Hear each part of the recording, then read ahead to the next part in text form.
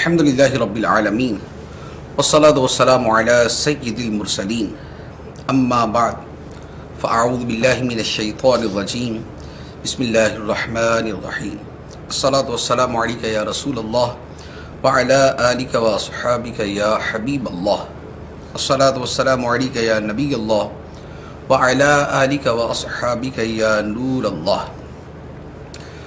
سن 2021 یا سن 2021 کا یہ ہمارا پہلا فیس بک کا سلسلہ ہے، اور بہت سے موضوعات ہیں کہ جن پر شروع سال میں کلام کیا جا سکتا ہے، ماضی کے بارے میں بھی، حال کے بارے میں بھی، اور مستقبل کے متعلق بھی. تو یہ جو سالوں کی تقسیم ہے کہ ایک سال ختم ہوتا ہے، دوسرا سال شروع ہوتا ہے، ایک تو اسی کے اعتبار سے کئی اعتبار سے لوگ کلام کرتے ہیں. ایک شرعی اعتبار سے ہے، اور ایک یوں کہہ لے کہ اپنی اپنی سوچ اور اپنے اپنی تھاٹ کے اعتبار سے. شرعی اعتبار سے تو یہ ہے کہ یہ جو شمسی سال کا اعتبار ہے کہ شمسی سال جو ہے وہ اپنے مہینے رکھتا ہے، جنوری، فیبرری، مارچ، اپریل، مئی، جون. تو کئی شرعی مسائل ایسے ہیں کہ جن کا تعلق ان مہینوں کے ساتھ بھی ہوتا ہے، لیکن پورے سال کے ساتھ ایسا بطور خاص کوئی معاملہ نہیں ہے. لیکن جو قمری مہینے جنہیں ہم اپنے عرف میں اسلامی مہینے بھی کہتے ہیں، ان کے ساتھ بہت سی چیزیں متعلق ہیں. وہاں پر مہینوں کے ساتھ بھی ہیں اور سال کے ساتھ بھی ہیں. تو لہذا یوں اعتبارات کے اعتبار سے اس میں بہت سی اختلافی صورتیں سامنے آ جاتی ہیں کہ مختلف صورتیں ہوتی ہیں. چند چیزوں کے اندر قمری مہینوں کا لحاظ کرنا ضروری ہے، جیسے ہم اپنی جو دینی مراسم ادا کرتے ہیں، حج، اسی طرح زکوٰۃ، اسی طرح روزے.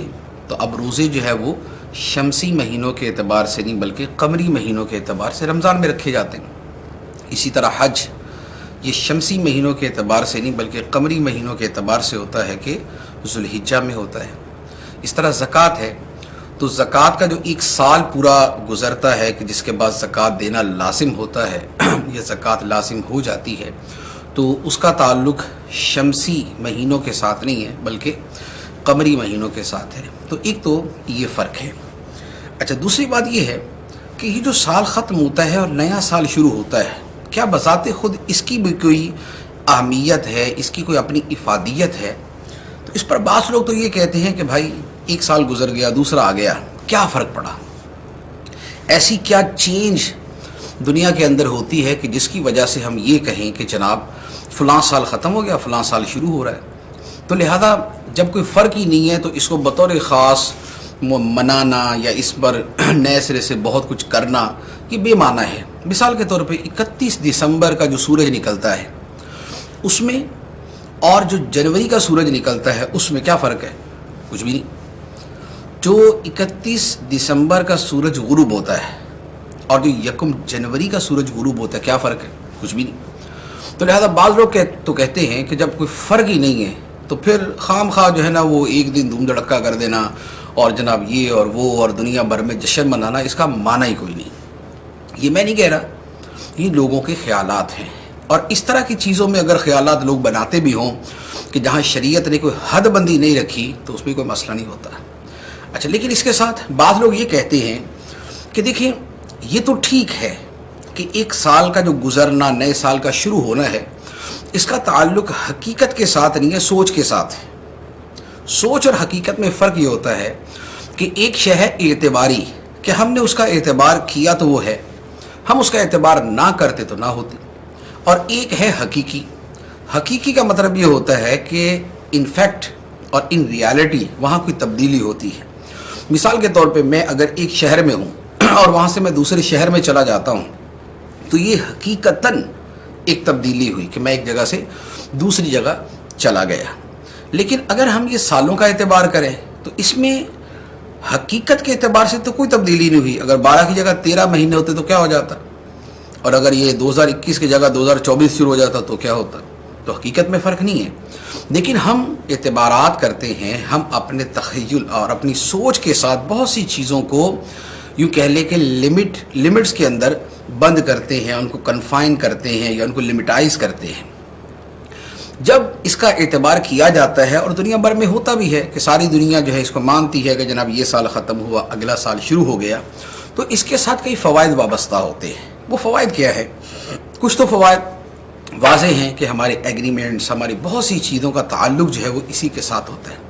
دوسرا یہ ہے کہ بیسیکلی یہ جو تحدیدات ہیں، یہ جو حد بندیاں ہیں کہ 2020 ختم ہوا اور 2021 شروع ہو گیا، یہ جو حد بندی ہے یہ ہمیں بہت سی یوں کہہ لے کہ نئی امیدیں بنانے کے لیے، نئے پلان کرنے کے لیے، اپنے ماضی پہ غور کرنے کے لیے ایک قسم کا یوں کہہ لے کہ ہمیں ایک وقت مل جاتا ہے، ایک موقع مل جاتا ہے کہ جس میں ہم اس پر غور کرتے ہیں۔ خوشی منانے والوں نے اس کو خوشی کے اعتبار سے بنا لیا کہ خوشی کا موقع بنا لیا، سوچنے والوں نے اس کو سوچ کا موقع بنا لیا۔ تو یہ مختلف اعتبارات ہیں جن کے حوالے سے ہم سوچتے ہیں۔ اچھا، اب بات یہ ہے کہ وقت بذات خود ایک بہت عظیم شے ہے۔ یوں کہہ لیں کہ وقت ایک ایسی شے ہے کہ جس کی پوری ڈیفینیشن، اس کی پوری تعریف کرنا بڑا مشکل ہے۔ اسی لیے فلاسفہ، حکماء اور علماء وقت کی تعریف کے اوپر بڑے دقیق اور بڑے پیچیدہ قسم کے کلام کرتے ہیں کہ وقت کیا ہے، وقت کیسے وجود میں آتا ہے، وقت کے اندر تغیر پذیری کیسے ہوتی ہے۔ تو یہ ایک بڑی دلچسپ جو ہے وہ گفتگو ہوتی ہے اور ڈسکشن ہوتی ہے کہ جس میں لوگ مصروف ہوتے ہیں۔ ایون کہ شاعر مشرق ڈاکٹر اقبال، ہمارے جو قومی شاعر ہیں، تو ان کو بھی بڑا ایک شغف تھا وقت کی ماہیت حقیقت کے ساتھ، زمانے کی ماہیت اور حقیقت کے ساتھ۔ تو یہ یوں فلاسفہ کا ایک بڑا اہم موضوع رہا ہے۔ اچھا، اب یہ ہے کہ چونکہ وقت بذات خود ہمارے لیے کچھ نہیں ہے، وقت ہمارے لیے یوں ہے کہ اس وقت کو ہم استعمال کرتے ہیں اور اس وقت سے ہم گزرتے ہیں۔ اب بات یہ ہے کہ اصل تو یہ ہے کہ ہم اپنی ترجیحات طے کرتے ہیں مختلف اوقات میں، اور لوگوں کی اکثریت کو آپ نے دیکھا ہوگا کہ جب ایک سال پورا ہوتا ہے اور اگلا سال شروع ہوتا ہے تو وہ اپنے اگلے سال کے اہداف، اپنے ٹارگٹس، اپنے گولز وہ سیٹ کرتے ہیں کہ میں اگلے سال کے اندر یہ کروں گا، پچھلے پر غور کرتے ہیں اور اگلے سال کے اہداف طے کرتے ہیں۔ یہ جو اہداف کا تعین ہے، یہ اہداف کا جو مقرر کرنا ہے، اس میں بہرحال ایک اچھائی ہے، ایک خوبی ہے فی نفسی ہی، لیکن چونکہ ہم مسلمان ہیں اور ہمارا آخرت پر ایمان ہے، لہٰذا ہمیں جو اپنی ترجیحات کو متعین کرنا ہے اور ہمیں جو اپنی زندگی کے حوالے سے غور کرنا ہے، اس میں ہم یہ دیکھیں گے کہ کس شے کا تعلق دنیا کے ساتھ ہے، کس کا آخرت کے ساتھ، اور آخرت ہماری ترجیح ہونی چاہیے، کیونکہ یہ بات بڑی واضح ہے کہ ہمیں ہمارے دین نے، قرآن نے، اسلام نے بڑا واضح طور پہ فرمایا ہے کہ دنیا کی زندگی فرمایا کھیل کود اور تماشا، اور آخرت کی زندگی وَإِنَّ الدَّارَ الْآخِرَةَ لَهِيَ الْحَيَوَانُ، وہی زندگی ہے۔ تو اب جس زندگی کو قرآن فرماتا ہے کھیل کود اور تماشا، اور اس زندگی کے بارے میں فرماتا ہے حقیقی زندگی، تو اس کا مطلب یہ ہوا کہ ہمیں اس حقیقی زندگی کے اعتبار سے سوچنا۔ پھر قرآن فرماتا ہے تُرِيدُونَ عَرَضَ الدُّنْيَا وَاللَّهُ يُرِيدُ الْآخِرَةَ، اے لوگو تم دنیا کا سامان چاہتے ہو، تم دنیا کا مال و متاع چاہتے ہو، اور اللہ آخرت چاہتا ہے، اور ہم نے اپنی چاہت کو خدا کی چاہت پہ قربان کرنا ہے، لہذا ہم بھی آخرت کو اپنا مطلوب اور اپنا مقصود بنائیں گے۔ دنیا کے بارے میں فرمایا قُلْ مَتَاعُ الدُّنْيَا قَلِيلٌ، دنیا کا یہ ساز و سامان تھوڑا ہے، یہ بہت زیادہ نہیں، وَالْآخِرَةُ لِمَنِ اتَّقَىٰ، اور آخرت ان کے لیے ہے جو خدا سے ڈرنے والے ہیں۔ تو لہذا اپنی ترجیحات میں بحیثیت مسلم ہم پہلی بات یہ رکھیں گے کہ ہم آخرت کو ترجیح دیں گے، دنیا کو سیکنڈری اور ثانوی حیثیت دیں گے۔ دوسری بات یہ ہے کہ اپنی زندگی میں کچھ اہداف مقرر واقعتاً کرنے چاہیے۔ اب اگر 2021 کے اعتبار سے میں بات کروں تو ہم اپنے اہداف کیا مقرر کر سکتے ہیں؟ اس میں چند ایک چیزیں ہیں، ان میں سے کسی کو بھی آپ بنیاد بنا کر چل سکتے ہیں، پھر آگے اس کی ڈیٹیل ہے۔ مثال کے طور پہ ایک بنیاد میں عرض کرتا ہوں، ایک بنیاد ہے کہ ہم وہ کریں گے جو سب سے بہترین ہوگا، اور جو لا یعنی فضول بے مقصد ہے ہم اس سے مکمل طور پر احتراز کریں گے، بیسٹ کریں گے، اور یوز لیس اور ویری آرڈنری اس سے ہم بچیں گے۔ اب اگر ہم اس کو فوکس کر لیں دین کی اصطلاح کے اندر اور دین کے الفاظ کے اندر، اگر میں کلام کروں تو نبی پاک صلی اللہ تعالی علیہ وآلہ وسلم نے ارشاد فرمایا، من حسن اسلام المرء ترکہ ما لا یعنی، آدمی کے اسلام کے حسن میں سے ہے کہ وہ فضول باتوں کو چھوڑ دے، وہ فضول کاموں کو چھوڑ دے جو لا یعنی ہیں، جو بے مقصد ہیں، جس کے ساتھ اس کا دنیا آخرت کا کوئی تعلق نہیں بنتا، وہ انہیں چھوڑ دے۔ اور دوسری طرف جو احسن اور اچھا کرنے کا ہے وہ کیا ہے؟ وَأَحْسِنُوا، اور اچھا کرو، ان اللہ یحب المحسنین، بے شک اللہ تعالیٰ اچھا کرنے والوں کو پسند کرتا ہے۔ اب اچھا کرنے کا کیا مطلب ہے؟ کہ جو آپ نے کام کرنا ہے اسے اس کے بہترین انداز میں کریں، جیسا کہ حدیث مبارک میں فرمایا کہ اگر تم جانور کو ذبح بھی کرو تو اس میں اچھا طریقہ اختیار کرو۔ نماز پڑھنا ہے تو اب نماز پڑھنے کے بارے میں جو بیسٹ وے اور بیسٹ میتھڈ ہے اس کے بارے میں کیا فرمایا گیا کہ جبرائیل امین علیہ الصلوۃ والسلام نے پوچھا مل احسان، یا رسول اللہ احسان کیا ہے؟ فرمایا کہ ان تعبد اللہ کأنک تراہ فإن لم تکن تراہ فإنہ یراک، کہ تو اللہ کی ایسے عبادت کر جیسے تو خدا کو دیکھ رہا ہے، اور اگر یہ نہ کر سکے تو پھر ایسے عبادت پھر یہ یقین رکھ کہ خدا تجھے دیکھ رہا ہے۔ تو اب آپ دیکھیں کہ یہ کیا ہے کہ عبادت کا بہترین طریقہ بتایا۔ تو اب اگر ہم دو چیزوں کو فوکس کر لیں، نمبر ایک ہم بہترین کریں گے، اور نمبر دو ہم لا یعنی اور فضول کو چھوڑ دیں گے، آپ یقین کیجئے ہماری زندگی میں بھی اسپیس بن جاتی ہے۔ بہت مرتبہ ہم کہتے ہیں یار میرے پاس وقت نہیں ہے، میرے پاس وقت نہیں ہے، بس ہر وقت کام کام کام۔ حقیقت ایسی نہیں ہوتی، حقیقت اس سے مختلف ہوتی ہے۔ حقیقت میں ہمارے پاس وقت تو بہت ہوتا ہے، لیکن اس وقت کو ہم نے اہم اور ضروری کاموں سے بھرنے کی بجائے اس میں فضولیات ڈالے ہوتے، اس میں ایسی چیزیں ڈالی ہوتی ہیں کہ جو وقت کو کھا جاتی ہیں، جو وقت کو برباد کر دیتی ہیں۔ جیسے آج کی زندگی میں سمجھیں، بہت سے لوگ ایسے ہیں کہ جنہوں نے اخبار پڑھنے کو معمول بنایا ہوا، اب اخبار کو جائز شرطوں کے ساتھ اگر اتنی حد میں پڑھنا ہے کہ پتہ چل جائے دنیا میں کیا ہو رہا ہے، اور وہ بھی وہ کہ جس کے ساتھ ہمارا تعلق ہے، تو بس اتنا سا پڑھ لیا کافی ہے۔ لیکن یہ کہ نہ آپ کوئی صحافی ہیں، نہ آپ کوئی کالم نگار ہیں، نہ آپ کا کوئی ایسا بہت بڑا کوئی آپ کا کوئی دنیا کا کام ہے اخبار کے ساتھ، اور آپ روزانہ صبح 4 اخبار لے کے بیٹھے ہوئے اور سب کو جناب شروع سے لے کر آخر تک، پھر اس سے لے کر آخر تک، اب درمیان میں اشتہار بھی پڑھ دیتے کہ جناب گاڑی خراب ہے تو فلاں جگہ جا کے بیچ دیں، یہ مسئلہ ہو گیا تو فلاں جگہ پہنچ جائے، اشتہار بھرے رشتہ بھی شادی پڑھ لی ہے کہ چلو پڑھ ہی لیتے ہیں کیا ہوتا ہے۔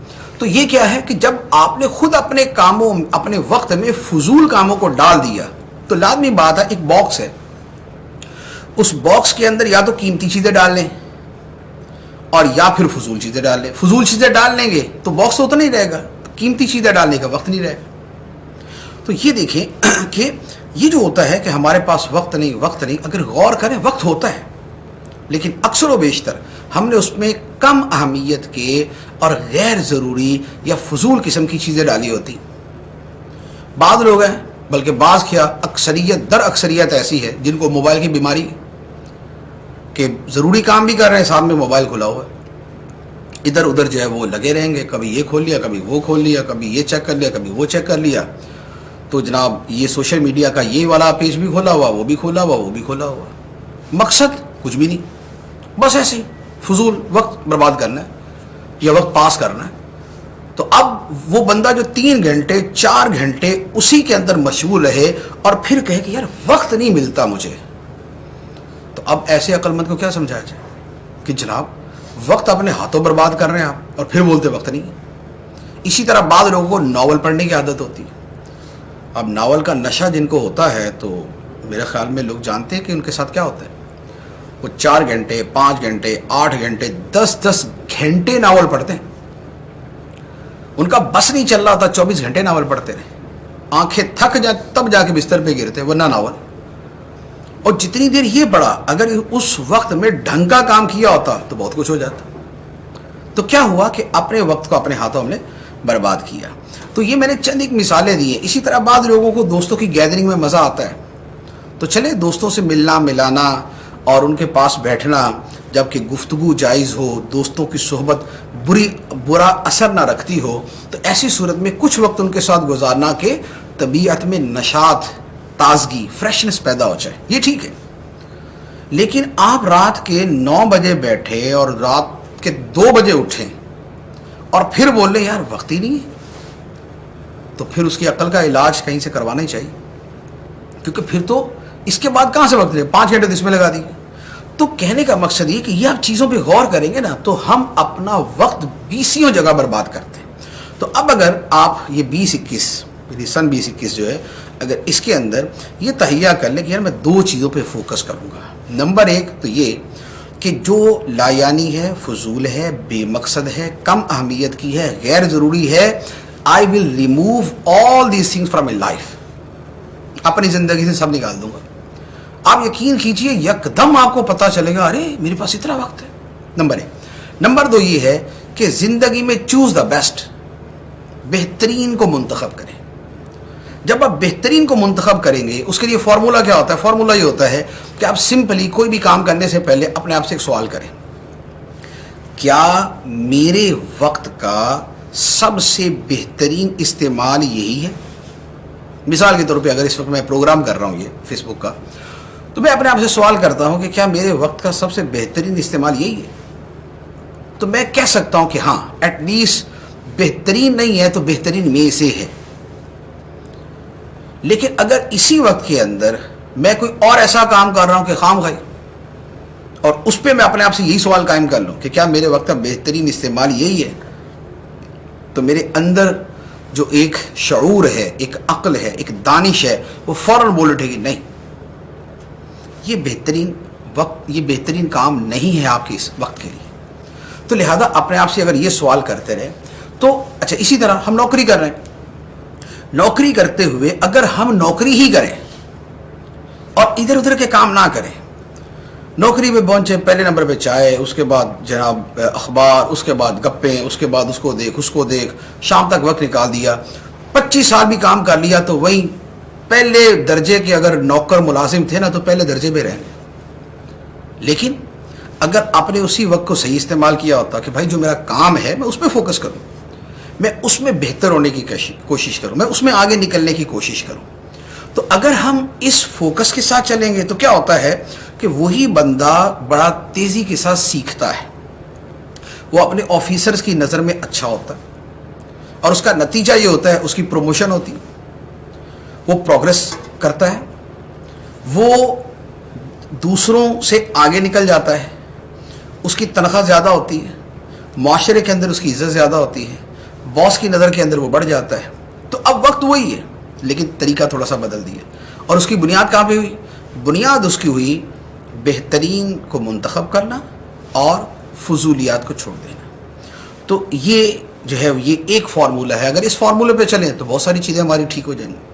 اسی طرح کے دیگر بہت سے فارمولے, ایک میں اور عرض کر دیتا ہوں جو خالصتاً جو ہے وہ جس کا یعنی جس کی بنیاد دین ہے. جو پہلے بیان کیا یہ بھی دین سے ہی ہے, جو میں نے احسنو قرآن کی آیت پڑھی, یہ حدیث مبارک من حسن اسلام المرء ترکہ ما لا یعنی, یہ حدیث مبارک بیان کی. ایک اور فارمولہ عرض کرتا ہوں. صوفیہ کرام 2 اصطلاحات استعمال کرتے ہیں, ایک ہے تخلیہ اور ایک ہے تحلیہ. تخلیہ اور تحلیہ. تخلیہ کہتے ہیں خالی کرنے کو, اور تحلیہ کہتے ہیں مزین کرنے کو, زیب و زینت کرنے کو, گویا زیور چڑھا دینے کو. اور ان کی مراد یہ ہوتی ہے کہ ہم اپنی ذات کا تخلیہ اور تحلیہ کریں. تخلیہ کریں, خالی کریں, یعنی ہم اپنی ذات کو ہر بری صفت سے خالی کر دیں. حسد ہے، تکبر ہے، بغض ہے، کینہ ہے، عداوت ہے، نفرت ہے، غصہ ہے، دنیا کی محبت ہے، دوسروں کا برا چاہنا ہے، یہ جتنی بری صفات ہے، بے صبری ہے، ناشکری ہے، یہ سب بری صفات ہیں.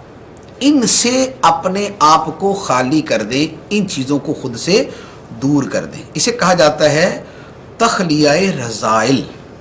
تخلیہ رذائل، رذائل جمع رذیلہ کی، رذیلہ کا مطلب ہے بری خصلت، اور تخلیہ کا مطلب خالی کرنا. اور اسے اگر قرآن کی اصطلاح میں لیں تو یہ لفظ بنتا ہے تزکیہ. تزکیۃ النفس، جو نبی پاک علیہ الصلوۃ والسلام کے اوصاف میں بیان ہوا، وَيُزَكِّيهِمْ، کہ یہ نبی لوگوں کا تزکیہ کرتے ہیں، یعنی انہیں پاک صاف کرتے ہیں. کس سے؟ بری عادتوں سے، بری خصلتوں سے، برے عقیدوں سے. تو یہ ہے تخلیہ. اس کا دوسرا پہلو بنتا ہے تحلیہ. تحلیہ کا مطلب ہے مزین کرنا، زیور چڑھانا. وہ کیا ہے؟ اخلاص کے زیور سے اپنے آپ کو آراستہ کر لیں، صبر کے زیور سے آراستہ کر لیں، شکر کی خوبی پیدا کر لیں، آخرت سے محبت، خدا سے محبت، مخلوق پہ شفقت، بوڑھوں کی عزت، چھوٹوں کے ساتھ اچھا رویہ، اور اس کے علاوہ جتنی اخلاقی خوبیاں ہیں. تو اب اخلاص، صبر، شکر، توکل، قناعت، اللہ کی رضا پہ راضی رہنا، آخرت سے محبت، خدا سے محبت، اب یہ والی جتنی چیزیں ہیں یہ ہیں زیورات. یہ خوبیاں، یہ زیورات ہیں، ان سے اپنے آپ کو مزین کر لیں. یہ ہے تحلیہ. اسے کہتے ہیں تحلیہ بالفضائل. تخلیہ عن الرذائل، تحلیہ بالفضائل، کہ بری عادتوں سے اپنے آپ کو خالی کر لینا اور اچھی عادتوں سے اپنے آپ کو سنوار لینا، مزین کر لینا. اب اگر آپ اس پر فوکس کر لیں تو آپ یقین کیجئے اگلے آنے والے 12 مہینے آپ کی زندگی بدل دیں گے. کیسے؟ ہر مہینے ایک بری عادت ختم کرنے اور ایک اچھی عادت اپنانے کو اپنا ہدف بنا لیں، اپنا ٹارگٹ بنا لیں، اپنا گول بنا لیں. مثال کے طور پہ اگر طبیعت کے اندر سخت کلامی ہے تو اب سخت کلامی ایک برائی ہے، اور اس کے مقابلے میں جو نرم گوئی ہے، جو نرمی سے بات کرنا ہے، یہ اچھائی ہے. اب آپ جنوری کا یہ اپنا ہدف بنا لیں کہ میں اس مہینے میں سخت کلامی نہیں کروں گا، اور اس پورے مہینے میں میں جس سے بات کروں گا نرمی والی، شفقت والی، محبت والی، الفت والی، اپنے قریب کرنے والی، نہ کہ دور کرنے والی. اور پورا مہینہ جنوری کی یکم سے لے کر آخری تاریخ تک آپ روزانہ بس اس کو دیکھتے رہیں. جب آپ پورا مہینہ اس پہ رہیں گے تو آپ یقین کیجئے یہ 30-31 دن کے بعد آپ کو پتہ چلے گا کہ really I have change, I have got change, میری زندگی کے اندر تبدیلی آ چکی ہے. اگلے مہینے اگلی عادت کو پکڑ لیں. اب دیکھ لیں آپ میں حسد کی بیماری آتا ہے کہ یار اس مہینے کسی سے حسد نہیں کروں گا، جس کے بارے میں ہوا نا یہ مجھ سے آگے کیوں ہے، میں اسی کے لیے دعا کروں گا اور اسی کی تعریف کروں گا اور اسی کی خیر خواہی کروں گا اور اسی کے بھلے کے لیے کوئی کام کروں گا. Just 30 days، 31 days. فروری کا مہینہ ہے، خیر 30 کا تو نہیں ہوتا، لیکن جتنے کا بھی ہے آپ اس کو تھوڑا سا فوکس رکھیں کہ مجھے اس مہینے میں حسد نہیں کرنا، خیر خواہی کرنی. 30 دن کے اندر آپ اپنے اندر تبدیلی پائیں گے. تو یوں 1 by 1 ایک ایک شے کو لیتے رہیں اور یہ 12 مہینے کا ہدف بنا لے. 12 مہینے کے بعد آپ دیکھیں گے کہ آپ کی زندگی کہاں سے کہاں پہنچ گئی اور کیا سے کیا ہو گئی. تو لہذا سال کی جو ابتدا ہے اسے اس انداز کے اندر اگر ہم لے کے چلیں اور شروع کے اندر if we make our plans, so I think inshallah at the end of the year it would be a big change in our life. تو یہ چند ایک باتیں ہیں، اس کے علاوہ بہت ساری ہیں، لیکن اگر یہ 2-3 پہ عمل کر لیا جائے تو امید ہے کہ انشاءاللہ فائدہ ہوگا. اللہ تعالی ہمیں عمل کرنے کی توفیق عطا فرمائے. اب آپ کے سوالات کی طرف چلتے ہیں. سلمان نواز بھائی ہیں، احمد رضا بھائی ہیں، ماہی کنگ ہیں، یہ آپ کو سلام کہہ رہے ہیں. وعلیکم السلام ورحمۃ اللہ. رضا بھائی کہہ رہے ہیں ماشاءاللہ بہت خوبصورت باتیں آپ کر رہے ہیں، عاطف شیخ بھائی کا سوال ہے، پوچھ رہے ہیں کہ بچوں کو ایسے شوز پہنانا کیسا ہے جس سے آوازیں آتی ہوں، باجے بج رہے ہوتے ہیں، سیٹیاں بج رہی ہوتی ہیں؟ شوز کی بہت ساری قسمیں ہوتی ہیں. آواز کیسی ہے دار و مدار تو اس کے اوپر ہے. آواز صرف شور کی بھی ہو سکتی ہے، آواز یوں کہہ لے کہ وہ جو چینچی کی آواز نکلتی ہے وہ بھی ہو سکتی ہے، صرف سیٹی کی آواز بھی ہو سکتی ہے، اور میوزک کی آواز بھی ہو سکتی ہے. لیکن میوزک کی آواز والے ریئر ہیں، یعنی یہ اتنے زیادہ نہیں ہوتے. لیکن بہرحال مسئلہ یہ ہے کہ جو گناہ کی آواز ہے جیسے میوزک کی آواز، یہ تو جائز نہیں ہے. دوسرا ہے سیٹی کی آواز، یہ بھی شرعاً پسندیدہ نہیں ہے، اور یہ سیٹی جو ہے یہ بیسیکلی مسلمانوں کے طریقے میں نہیں ہے، یہ غیر مسلموں کا طریقہ ہے. تیسری بات ہے کہ وہ جو چینچی کا شور یا دوسرا ہے، تو اس میں دیکھیں اس میں دو چیزیں ہوتی ہیں. ایک ہوتا ہے کہ بچے اچھلتے کودتے ہیں، آواز پیدا ہوتی ہے، اور اگر اس میں سے کچھ اس طرح کی آوازیں نکل آئیں کہ جو شرعاً ممنوع یا معیوب نہیں ہیں، تو ان آوازوں میں کوئی حرج نہیں ہے. لیکن اس کے ساتھ جو اس سے زیادہ اہم چیز ہے وہ میں آپ کو عرض کر دیتا ہوں کہ اللہ کرے ہماری قوم کو یہ باتیں سمجھ آ جائیں تو پھر جو ہے نا وہ شاید ہمارا معاشرہ بھی کچھ تھوڑا بہت صحیح ہو ہی جائے. وہ یہ ہے کہ یہ جو بچوں کی تربیت نہیں کی جاتی کہ جناب عالی اگر آپ بلڈنگ میں آئیں اور بلڈنگ سے باہر تشریف لے جائیں تو تھوڑا سا چلنا سیکھ لیں. یہ جو شور مچاتے اچھلتے کودتے اور اس سے جوتے سے نہیں بھی آواز آتی تو نکال کے ہی چھوڑنی ہے، اس کو ٹپ ٹپ ٹپ اور ڈھپ ڈھپ کر کے اس کی آوازیں شور مچاتے اوپر جانا نیچے آنا، یہ والا جو کام ہے یہ غلط ہے. یہ پڑوسیوں کو تکلیف دینے کے زمرے میں آتا ہے، یہ ان کو پریشان کرنے کے زمرے میں آتا ہے. اچھا، اسی طرح رات کے وقت جیسے آج کل سردیوں کا موسم ہے، سردیوں کے موسم کے اندر آپ کو جو شخص مختلف جو ہے نا وہ یعنی کہ کیا نام ہے بلڈنگز کے اندر رہتے ہیں، اب وہاں پر اگر رات کے وقت کوئی ایڑی والی چپل پہن کے چلے یا ایڑی والے جوتے پہن کے چلے یا کوئی بھی جس کا جو نیچے کا سول ہے وہ ہارڈ ہے، اگر اسے پہن کے چلے تو اس کی جو شور کی آواز ہے وہ بہت بڑھ جاتی ہے. گرمیوں میں اتنا پرابلم نہیں ہوتا، فین چل رہے ہوتے اس کے شور کی وجہ سے وہ شور دب جاتا ہے.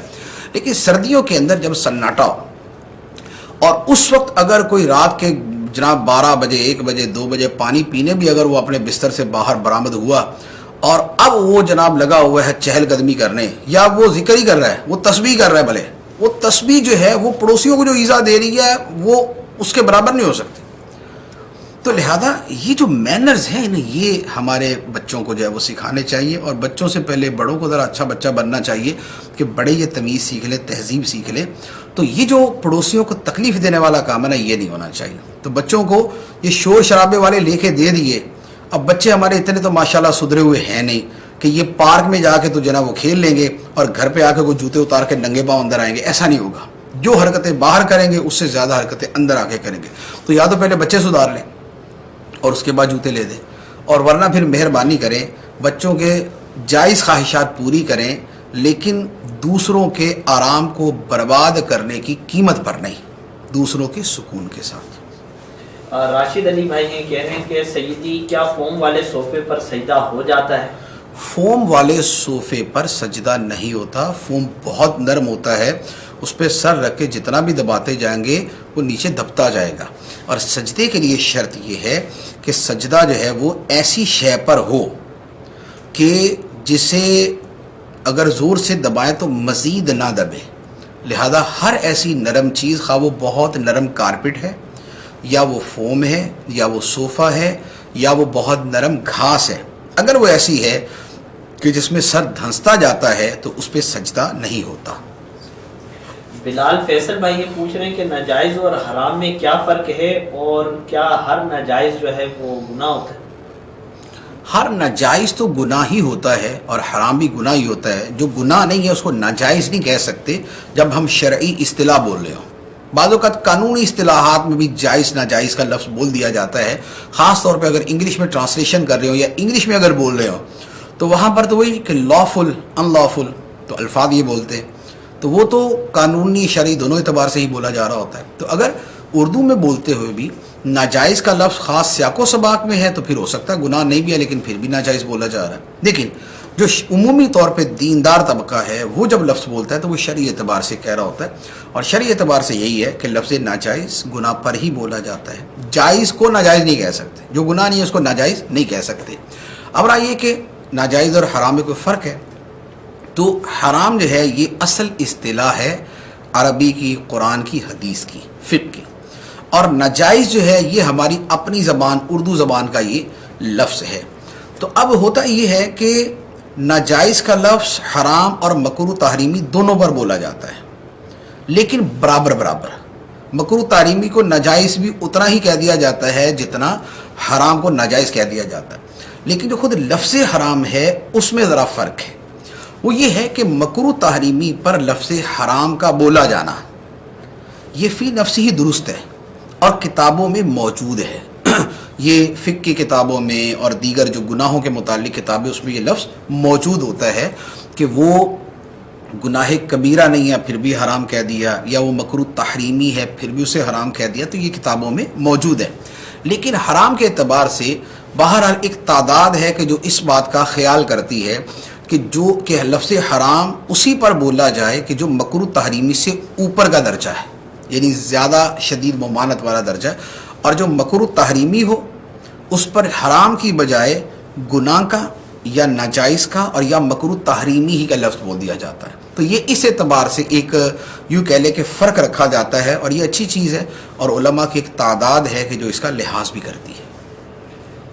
ایک اور سوال ہے، پوچھ رہے ہیں کہ کیا پتنگ بیچنے والے کی آمدنی درست ہے یا غلط ہے؟ پتنگ بیچنے والے کی آمدنی کا کیا حکم ہے؟ اس سے پہلے جو ہے یہ دیکھ لیا جائے کہ خود پتنگ بازی کیا ہے. ہوتا یہ ہے کہ یہ سوال تو حسن نیت سے جو ہے نا وہ حسن زن رکھتا ہوں کہ حسن نیت سے پوچھا ہوگا، ورنہ ہوتا کیا ہے کہ لوگ اصل جو ناجائز و حرام ہے وہ کچھ اور ہوتا ہے، اور اس میں اگر کوئی جواز کی شک کسی گلی کے کونے کے اندر بھی کھڑی ہوتی نا تو سوال اس کے بارے میں کرتے ہیں، تو اس کا جواب ملتا ہے، لوگ غلط فہمی کا شکار ہو جاتے ہیں کہ دیکھا جناب یہ تو جائز ہے. تو بات یہ ہے کہ پتنگ بازی نمبر 1 پرلے درجے کا فضول کام ہے، باطل کام ہے. دوسرے نمبر پہ جس قدر بے پردگی اور بےہودگی اور جہالت کا مظاہرہ اس مروجہ پتنگ بازی میں ہوتا ہے وہ سب جانتے ہیں. تیسرے نمبر پہ اب اس کے ساتھ جو چھتوں پہ چڑھ کے شور شرابہ، گانے باجے، میوزک، لوگوں کے گھروں میں جھانکنا، یہ سب چیزیں ہیں، یہ سراسر حرام اور ناجائز اور ایذا میں داخل ہیں. چوتھے نمبر پہ خود یہ پتنگ بازی جو ہے اس کے بارے میں ایک تعداد ہے محققین کی جو یہ کہتی ہے کہ اس کی جو بنیاد ہے وہ کافروں کی طرف سے ہے اور بڑی خبیث چیز کے اوپر ہے. اب وہ اپنی جگہ اس کا کتنا عمل دخل ہے اس کی گہرائی کے اندر میں بات نہیں کرتا، لیکن مسلمان کے لیے اتنا کافی ہے کہ اگر اس کو یہ پتہ چلتا ہے کہ یہ عمل جو ہے اس کی بنیاد کسی عمل خبیث کے اوپر تھی اور کسی جو ہے نا وہ کافروں کی جو ہے نا وہ کسی شرارت اور شرانگیزی کے اوپر تھی، تو مسلمان اس سے بچے. ٹھیک ہے. اچھا، اس کے بعد پھر یہ جو پیچ لڑانا اور پتنگیں کاٹنا ہے یہ ناجائز ہے. کیوں؟ اس لیے کہ دو آدمی جب پتنگ اڑاتے ہیں اور وہ جو ہے وہ پیچ لگا کے ایک دوسرے کی پتنگ کاٹنے کی کوشش کرتے ہیں، تو اس کا مطلب کیا ہوتا ہے کہ یہ اس کے مال کو برباد کرنا چاہ رہا ہے، وہ اس کے مال کو برباد کرنا چاہ رہا ہے. پتنگ ایک آدمی کی 100 کی ہے، 200 کی ہے، 1000 کی ہے، اس کی بھی 200 1000 کی ہے. اب یہ لگا ہوا ہے کہ اس کے 1000 کو میں ختم کر دوں، وہ لگا ہوا ہے میں اس کے 1000 کو جو ہے برباد کر دوں. تو یہ جو کرنے جا رہے ہیں یہ ایک دوسرے کو ضرر پہنچانے اور ایک دوسرے کا مال برباد کرنے کے لیے کوشش کر رہے ہیں، تو لہذا یہ پہلو بھی حرام.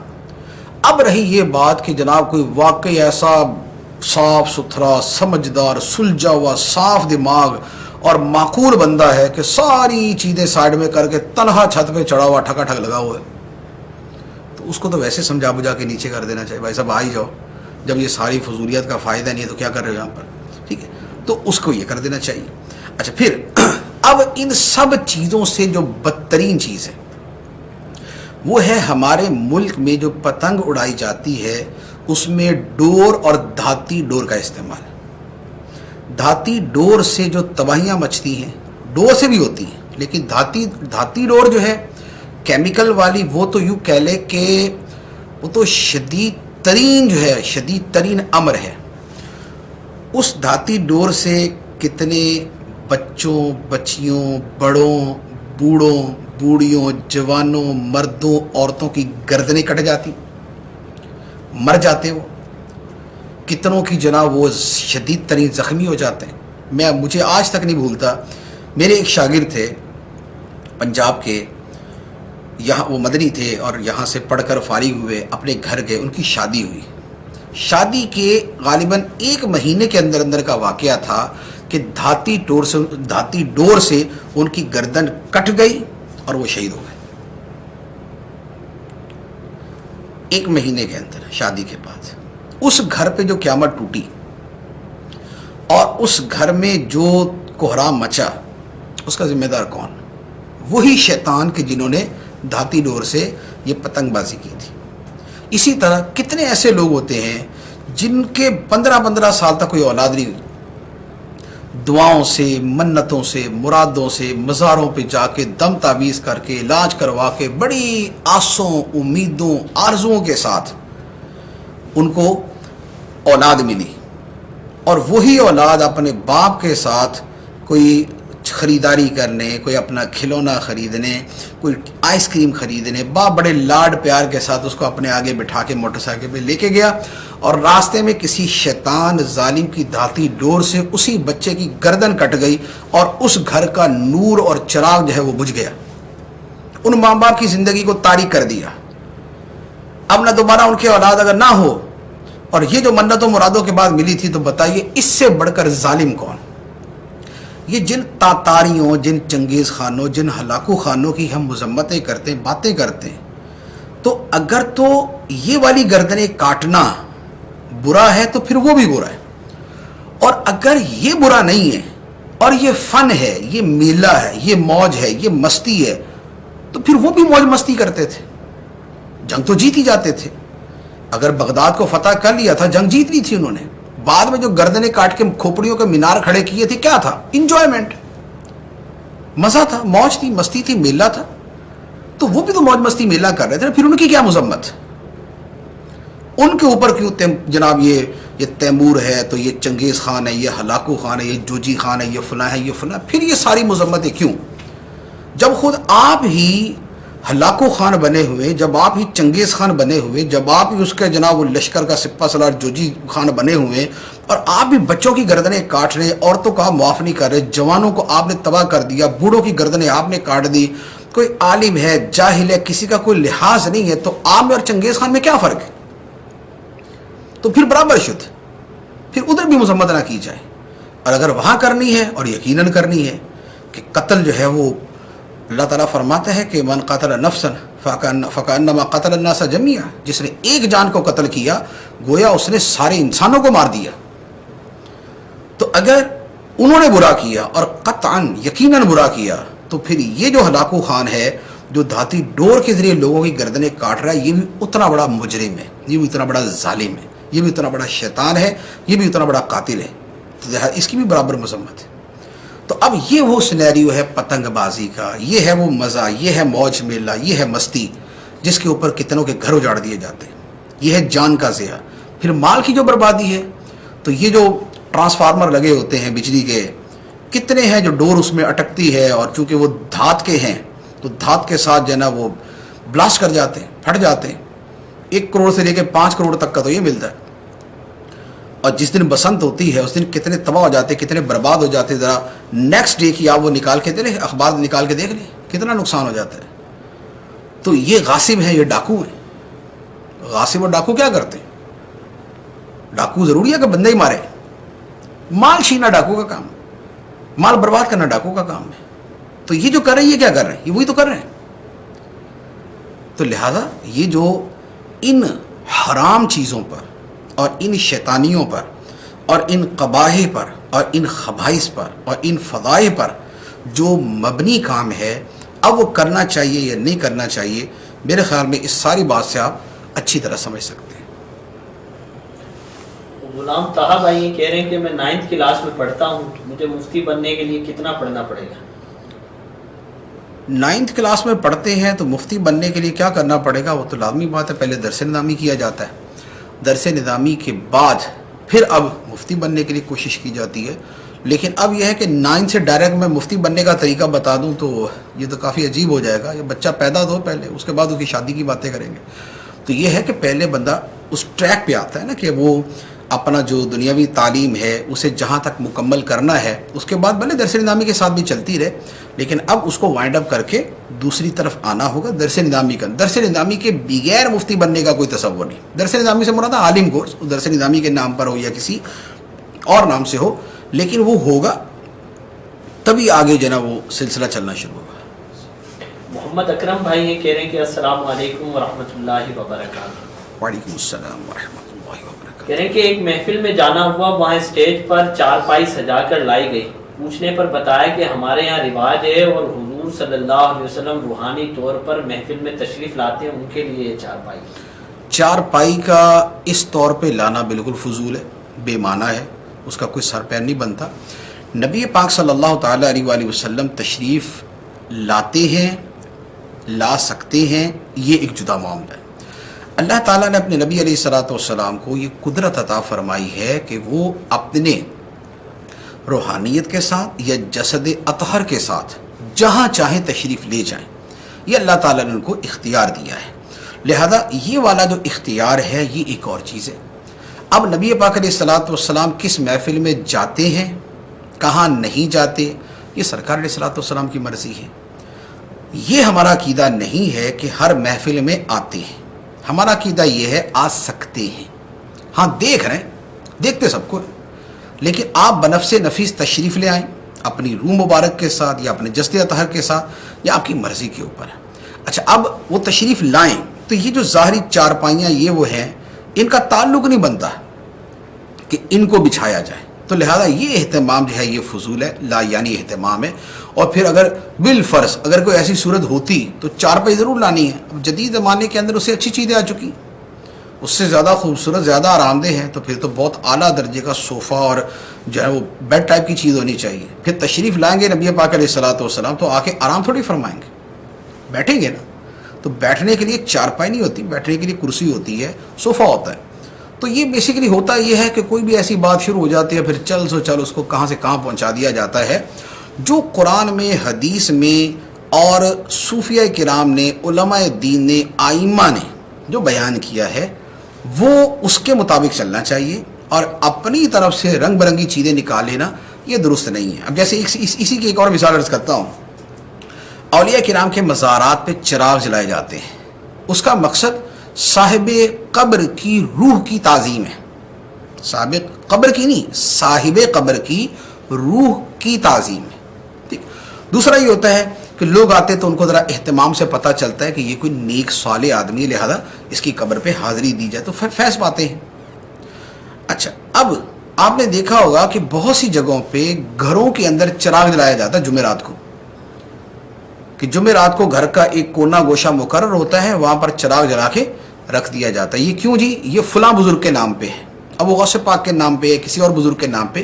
یہ جو گھر میں چراغ جلا کے رکھ دینا، جبکہ گھر میں روشنی کی اس کی حاجت نہیں ہے، لائٹیں لگی ہوئی ہیں، بلب لگے ہوئے ہیں، سیور لگے ہوئے ہیں، تو اس چراغ کی حاجت نہیں ہے، بس ان کے نام پہ چل رہا ہے. یہ جو نام پہ چل رہا ہے نا، یہ بے معنی ہے، یہ اسراف ہے، یہ بے مقصد ہے. اس کا جو ہے نا وہ کوئی جو ہے نا کسی تعظیم اور اس کے ساتھ کوئی تعلق نہیں. تو لہذا گھر میں اگر کوئی محفل ہے اور محفل کی زیب و زینت کے طور پہ جیسے لائٹیں لگاتے ہیں تو چراغ لگا لیے، وہ ٹھیک ہے. لیکن محض یہ کہ جمعرات ہے جی بزرگوں کے نام کا چراغ جلانا ہے، یہ بے معنی ہے، فضول ہے اور یہ اسراف ہے. تو لہذا اس سے بچنا چاہیے. لیکن وہی ہے کہ کسی نے پتہ نہیں کہاں دیکھا اور اس نے کہا چلو جی اپنے گھر میں بھی لگا ہی لیتے ہیں، اس سے پھر کام چل پڑا، پھر ایسی چیزیں ذرا زیادہ زور شور سے شروع ہو جاتی. محبوب زیب بھائی کا سوال ہے، پوچھ رہے ہیں کہ رکوع اور سجود میں 3 بار سے زیادہ تسبیح کہیں تو کیا ثواب زیادہ ملے گا؟ 3 مرتبہ سے زیادہ تسبیح پڑھیں گے تو زیادہ ثواب ملے گا. البتہ ہوتا یہ ہے کہ فرض نمازوں کے اندر جو ہے وہ یہ کیا جائے کہ 3 5 7 اتنی مرتبہ پڑھی جائے. نفل نمازوں کے اندر چاہے آپ پوری رات تسبیح پڑھتے رہے سجدے کے اندر، کوئی مسئلہ نہیں ہے. تو جو فرائض ہیں ان کے لیے حد بندی اور ان کے لیے جو چیزیں ہیں وہ شریعت نے اس کی ایک قسم کی تحدید اور تخصیص کی ہوئی ہے. لیکن جو نوافل کے معاملات ہوتے ہیں ان کے اندر بہت ساری رخصت ہوتی ہے. آخری سوال ہے مفتی صاحب، ہمارے سلسلے کا ٹائم اینڈ پہ ہے. پوچھا یہ جا رہا ہے کہ بعض لوگ اسٹارز دیکھ کر بتاتے ہیں کہ آپ کا آنے والا ہفتہ، آنے والا مہینہ یا سال اس طرح گزرے گا، تو یہ اسٹارز کے ذریعے یہ بات کرنا کیسا ہے اسلام کی روح سے بتا دیجیے۔ دیکھیے سٹار جو ہے عربی زبان میں اسے کہا جاتا ہے نجمن، ستارہ، اس کی جمع ہوتی ہے نجومن، ستارے، اور اسی نجوم کو جاننے والے کو کہتے ہیں نجومی، ستاروں والا۔ یہ نجومی تو خیر ہمارے اس میں بنا دیا، عربی زبان کے اعتبار سے یہ نجومی نہیں لفظ بنتا ہوتا، لیکن خیر ہمارے ہاں یہ چلتا ہے۔ تو اب یہ جو نجومی ہے اس کے بارے میں واضح طور پر کتابوں میں موجود ہے اور حدیث مبارک میں فرمایا گیا کہ جو کسی کاہن کے پاس گیا، من اتا کاہنن، جو کسی کاہن کے پاس گیا جو اس طرح غیب کی باتیں بتاتا ہے کہ مستقبل میں یہ ہوگا، یہ ہوگا، یہ ہوگا، تو فرمایا کہ جس نے اس کی تصدیق کی اس نے محمد صلی اللہ علیہ وآلہ وسلم پر نازل ہونے والی وحی اور قرآن کا انکار کیا۔ تو یہ جو غیب کی باتیں مستقبل کے حوالے سے بتائی جاتی ہیں، ان کا معاملہ معمولی نہیں ہوتا۔ اگر ان پہ یقین کر لیں گے تو معاملہ بڑا سخت ہے کہ غیب کے علم کا کسی غیر نبی و غیر ولی کے بارے میں اس طرح کا عقیدہ رکھنا بڑا سخت ہے، وہ کفر کی حد تک پہنچا دیتا ہے۔ لیکن اگر وہ یقین کا معاملہ نہیں ہے، بس یہی ہے کہ یار ہو سکتا ہے ایسا ہی ہو جائے، یا ذہن جمتا ہے، دل ادھر جھکتا ہے، تو یہ حرام ہے، یہ حرام ہے۔ تو لہذا یہ جو ستاروں کے ذریعے جو اس طرح کی معلومات ہوتی ہے نا، اگلا ہفتہ کیسا گزرے گا، یہ علم فی نفسی ہی بھی کوئی زیادہ حقیقت والا نہیں ہے، اور اس سے ہٹ کر بھی جو ہے اس کا اعتبار کرنا شرعاً جائز نہیں ہے۔ تو لہذا یہ جو ہوتا ہے نا کہ اخبار کا صفحہ دیکھ رہے ہو یار اس ہفتے میں کیا ہوگا، یہ سب فضول ہے، باطل ہے، شرعی اعتبار سے یہ جائز نہیں ہے۔ تو لہذا اس سے بچنا ضروری ہے۔ اللہ تعالی ہمیں شریعت کے احکام سیکھنے اور ان پر عمل کرنے کی توفیق عطا فرمائے۔ آمین بجاہ النبی الامین صلی اللہ علیہ وسلم۔